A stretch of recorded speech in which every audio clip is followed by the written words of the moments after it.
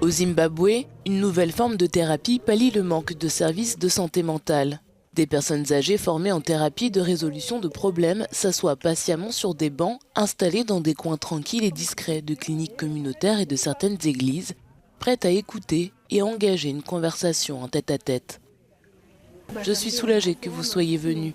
S'il vous plaît, faites-le régulièrement. Je porte encore un lourd fardeau, mais cette visite me fera beaucoup de bien. Merci pour cela. Cette thérapie s'inspire d'une pratique traditionnelle du Zimbabwe selon laquelle les grands-mères étaient les personnes à qui l'on s'adressait pour obtenir de la sagesse dans les moments difficiles. Les grands-mères sont les gardiennes de la culture et de la sagesse locale. Elles sont enracinées dans leur communauté. Elles ne partent pas. Et en plus, elles ont une capacité étonnante à utiliser ce que nous appelons l'empathie exprimée.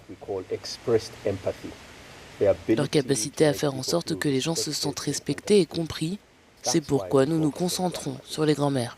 Après s'être développée au Zimbabwe, cette approche est désormais adoptée dans des pays comme les États-Unis. C'est la première fois qu'une intervention ou un modèle de cette nature est utilisé, en particulier en proposant une thérapie sur des bancs publics en bois et en faisant appel à des grands-mères.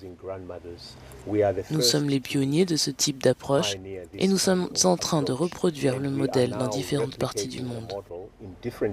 Le réseau, qui travaille désormais en partenariat avec le ministère de la Santé et l'Organisation mondiale de la santé, compte aujourd'hui plus de 2000 grands-mères dans tout le pays.